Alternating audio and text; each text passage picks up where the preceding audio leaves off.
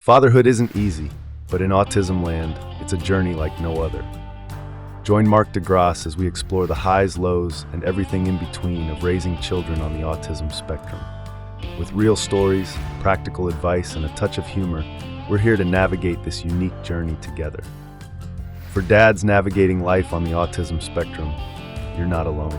Hey everyone, I'm Mark de Grasse, host of the Dads and Autismland podcast, and this is episode 19, and it's going to be the last episode of season 1 of the podcast. We've seen, fantastic, connections happen because of this podcast. So I thought I'd just kind of recap the season and give you guys some expectations of what to expect in season 2. So if you're unfamiliar with the podcast, I started this after my wife kind of had an idea about it in church one weekend in early January 2025, and she just said, "Hey, you should make a podcast just about being an autism dad." I thought it was a great idea. If you're unfamiliar with me, it's my primary business is branding and marketing and content creation. I've worked in a whole bunch of different capacities in media design and content creation and marketing and business development. So it kind of seemed like a no-brainer. When she said it, I was kind of like, why haven't I done that before? And I'll tell you exactly why. Because I didn't know if there were other people like me out there. I think when you have a child with severe autism, and you are the father, a lot of times you have, mom, which is the case in my family, really, takes initiative, takes charge of the situation, learns about autism, learns about, what we could do to, help our children. And, dad usually takes kind of a supporting role. But the fact of the matter is that the, marriages in this type of situation typically don't work out. The divorce rate for autism families is really high, and the fact of the matter is a lot of men don't talk about this kind of stuff. For me and from what I've talked to with the dads that have come on the show, we kind of feel like we're support, we're kind of backing things up. But we don't we almost feel guilty about needing support because we know that our wives and the other people in our lives might be, taking that kind of primary role, and we're just supporting. So, and it's just the kind of the culture, of men these days where you don't want to stand up and say, "Hey, I need help," or "I feel alone," or "I'm super sad." A lot of times we don't say this, and this is part of the reason why, one of the fastest growing suicide rates in America is actually, middle-aged men. And I think it's specifically, going to be, or I'm trying to address it with the podcast. I think it's a terrible statistic. I think it's completely preventable through communication and support. And this is hopefully going to do that for some of these guys. And if not, hopefully keep some families together. Because the fact of the matter is what you're going through is really difficult. It does require a ton of attention, ton of energy. And honestly, we've been afraid to ask for help in the past. And so, one of the things I'm trying to accomplish with the podcast is connecting, these types of men. If you're one of them listening to the show, thank you so much for, supporting the show and listening. And I think the more that we do that, the more we talk, the more that we kind of step up into this role of autism fatherhood, the more we're going to be able to accomplish, and the better our lives are going to be, and the less alone we're going to feel, and the more support and tips and techniques we're going to have to be able to, assist with our autistic kids. Now, again, the spectrum's really large. It's a wide spectrum. It includes a lot of different kind of mental disorders. And what I typically have, and just so my motivation is my son is severe. So just whatever level you want to call it. He's nonverbal. He has the mentality of a 2 or 3-year-old child. And he has potential. Well, what's funny, I'm going to talk about this, kind of what I've learned from the people I've talked to on the show, is I kind of figured like, okay, this is just how it's going to be, for the rest of our lives. And I took that sentiment and kind of transformed it into a motivation for self-development, which I have a whole episode on that if you want to check out the season. And I did get some backlash online for that, like, oh, well, your self-care is just for the self. yourself. I'm like, what are you talking about? If you're miserable, if you have no energy, if you have no support and you feel completely alone, you don't think that's going to affect how you treat other people, especially, caring for your autistic kids. I think it's insane to say something like that, or not insane. I won't say that, but ignorant is probably a better word for it, where you think it's you should just be dedicating to everything. It's like, yeah, you can, and I've done that in the past, and what it does is it drains your battery, and when your battery's drained, you make worse decisions, and it actually affects every element of your life. So what I'm trying to do, and what we're going to get more into in the next season, is not just the tips and stories, which I love to hear, of the things, your experiences as an autism father, but also how to care for yourself, how to care for your family, and how all of these things that we're talking about are connected. There's nothing that you're going through that is somehow divorced from your role as an autism father. I think about my work. In the sense of my son, like, am I going to be available to pick him up? Am I going to be available to spend time with both him and my neurotypical son?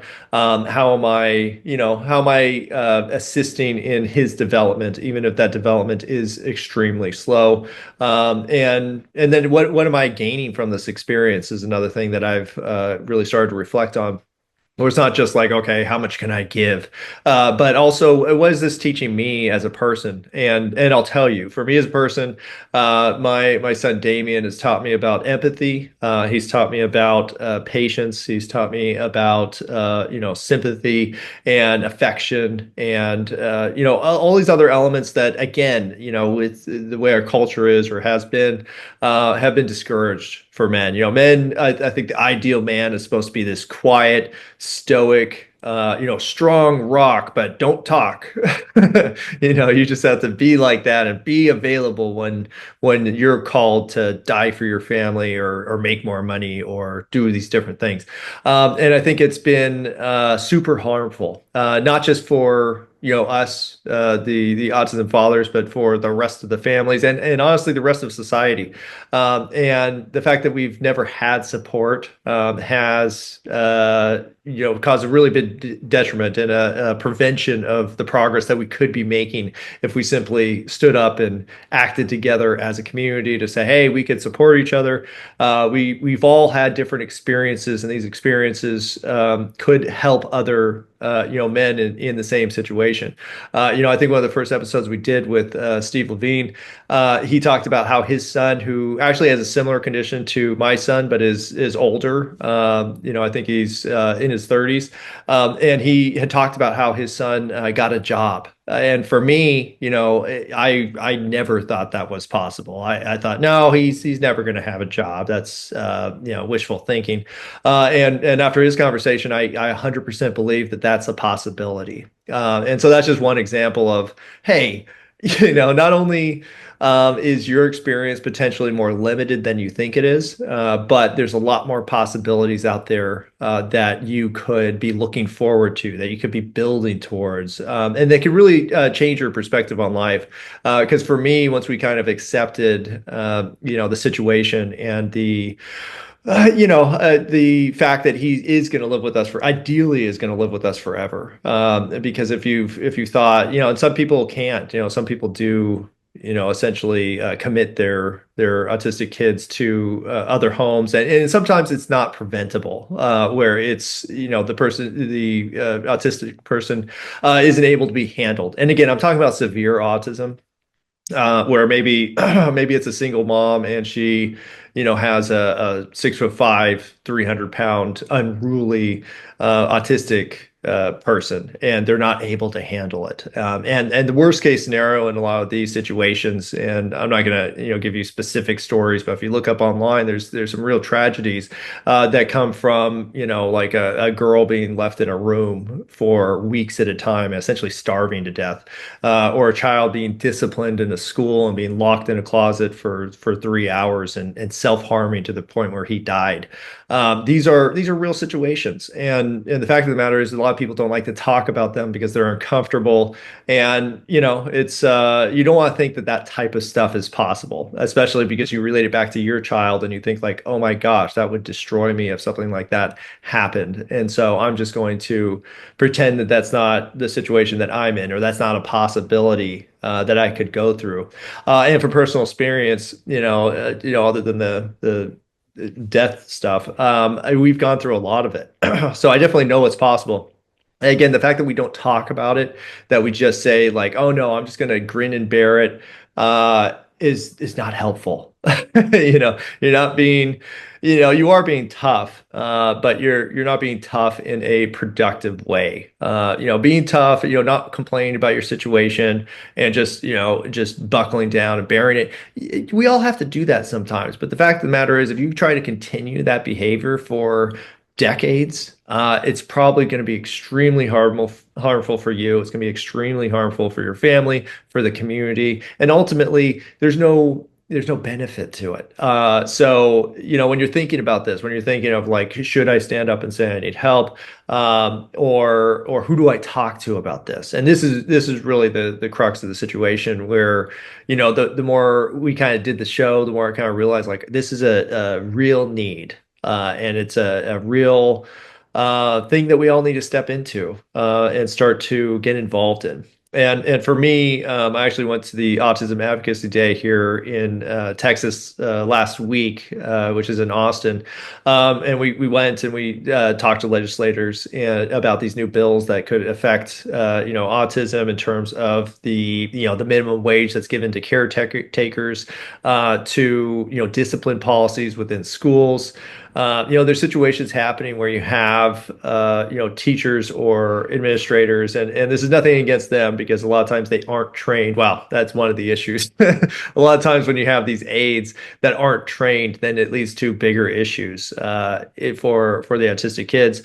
And then you have other administrators that tend to, encourage people to, oh, you should, we don't have the facilities. You should do this yourself, and you should have them at home. They'll be happier there.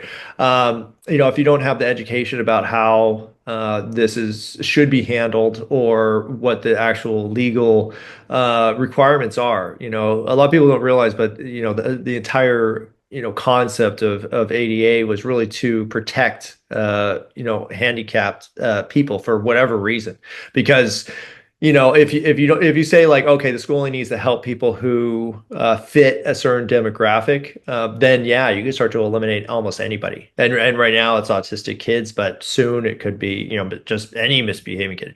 Anyways, I'm not going to go too much down the political situation, but the fact of the matter is, if you are not standing up, if you're not communicating, if you're not, asking for help or providing advice and experience where it could be helpful for other autism dads, you should maybe think about doing that. It's very fulfilling, and honestly, I learn as much as I teach, and that's one of the reasons why, again, my background is really in educating people on these different aspects of business, and this is the same thing where I learn as much as I teach, and it's because it requires self-reflection. It requires you to be really honest about the situation, and it takes you out of what you're going through, because a lot of times if you're just focused on that like every day of your life, and we've been through years of that where it's like, oh my gosh, I haven't slept in months, or I haven't slept in years, and we haven't had no days off. For the longest time before we started going to our church here in Austin, we didn't have an hour off. It was either one of us or both of us were constantly needing to care for my son 24/7. Just like we couldn't even leave him alone for like 10 minutes at a time. And until we found this church, and they had this is the Ridge in Austin, and they have the Embrace program, which is specifically made for special needs kids for one-on-one attention so that their parents can attend church. And but before that, I mean, it was just us. It was just us for like 5 years, of solid all the time caretaking. And if you're going through that, just keep going. This show is really about encouragement and about helping you realize that you're not alone. The situation is difficult, but it's not the first time people have gone through this. And if you simply get out there and start looking for it, then you will find help. And there are people who care about you. I care about you. And I really want you to succeed. And I want your autistic kids to have fulfilling lives. And really, I think the what we realized with my son Damien is that exposing others to him doesn't just I don't know, check a box in terms of like everybody should know about autism, but it helps people see like, hey, there's other people who are living other lives, and we shouldn't just hide them away. We shouldn't just say, you go home, stay there. It's not safe for you out here. No, everybody needs to know that there are other people living different lives, and there is no standard for how people should be living. And I think the more people realize that, the more they're going to support the community and understand the community. And for us, that's a big factor just for, honestly, my son's safety. Because with us, my son is going to be big. He's going to be bigger than me. I'm 6'1" and 200 pounds, but he's probably going to be around 6'5" and like 300 pounds. And he's already 175 pounds. He's 12, and he's probably going to get bigger. And unfortunately, and this is even within the last couple of days, we heard about a shooting that occurred where a 17-year-old autistic kid was shot to death. And, because people don't understand the situation. And it's not anybody's fault per se, because a lot of times if you just saw, my son, you wouldn't know he was autistic right off the bat. If you observe a little bit, you've been around autistic kids, you could definitely see it. But if not everybody knows about this and they just say, oh, that's just a belligerent person, or that person looks like they're on drugs or they're drunk or something like that, then it can be extremely dangerous. And even, just in terms of, I hate to say it, but the violence that some autistic people have towards themselves and potentially towards others because of certain behavioral issues still needs to be handled differently because they have no understanding necessarily of what they're doing and the effects that it has on people. And the more we educate people about this situation, the better it's going to be, and the de-escalation that needs to happen could potentially happen. So, I just said a lot about autism and the nature of our society. But just know that if you are an autism dad, this show's for you. This is specifically why we're doing this. And again, I'm not just doing this just to help other people. It's mainly for that. But it's also for my self-development as an autism dad. Like I love learning from the dads that we have on the show. And I welcome you to join. Listen to the show. We're actually, starting, I think last week we launched it. We do have a group. We call it the Pathfinder Collective. You'll notice a very adventurous theme with a lot of things that we do. And the point is really just so we could, one, have our own group. There's a lot of things that you just can't say because the mass market is not going to understand what we're talking about. They're not going to sympathize with it, necessarily. And that's why it's just better. Sometimes you just got to talk to somebody who's going through the same thing. So if that's you, I invite you to join. There is a fee. And the reason why we add the fee, it wasn't to, make $1 zillion. It's really just to ensure that we don't have people coming into the group that shouldn't be there. And we welcome everybody. But just know this group was built for autism dads. And that's what we're talking about, being an autism dad. And it's a judgment-free zone, but it is a place where we can talk about the difficult things that neurotypical people who have never experienced autism might not understand. And we are going to bring in experts. We're going to do kind of like a bi-monthly workshop where we'll either have open forum discussions on certain topics, or we'll be bringing in professionals from different therapies and types of healthcare that can help us learn more about our kids and learn more about their treatment and the options that we have to help them develop further. So if that's you, please join us. Again, it's called the Pathfinder Collective, and you do get a free awesome t-shirt. If you're listening to the podcast, that's what I'm showing right now. And I love t-shirts. If you're Around my age, I'm 41. Then you grew up with like, screen print t-shirts were kind of cool. Actually, my first businesses were screen print t-shirts, so I love doing it. And I'm planning on doing a series of different kind of scenes, and just neat shirts. I think it looks cool. But go and check that out. But if you do join the collective, you get one of these. And then it is a lifetime membership, so it's not like, oh, we're going to be paying monthly or something. You pay once, free t-shirt. Join the group. It's just a private Facebook group that you'll be invited to. And then we'll again be having discussions twice a month, in addition to, of course, our episodes. And we'll be posting more content on there. It's going to be just an entertaining place to, again, connect with other autism dads. So thank you so much for listening to the show. This has been a fantastic experience for me already. Really appreciate everybody who has supported the show. If you haven't yet, please subscribe to our email list and give us a review on, we're on all the different networks, but if you want to do it on Apple Music, that's where we get most of them. And it's been a fantastic experience. And even if we just helped one dad, I'd be happy, but I think we're helping quite a few. And it's extremely satisfying to see, and I love hearing the stories. And again, like I said, I get as much out of doing this that I give, and I'm going to keep doing it. So stay tuned. Season 2 is going to start shortly. So be sure to be subscribed. And we are changing up the format a little bit. I think the first season we were really, just about the interviews, just about connecting. But what we're doing is essentially analyzing everything we did, seeing where we can improve, maybe streamline, structure a little bit. I'm very conversational, so that's what I do naturally. But we're going to have some more specific formats, and I do like to hear the stories. So if you do have stories, funny stories, well, any type of story really with your autistic kids that you think people could benefit from, then come on the show. Tell me about it. We have a sign-up form on the website, dadsandautismland.com, and you can find more information about everything that I've talked about there. And again, thank you so much for the support. I really enjoy doing the show, and I hope that we can help some more autism dads and autism kids and autism families in general, and society in general. That's why we're doing all this. So thank you so much, and we'll talk to you soon.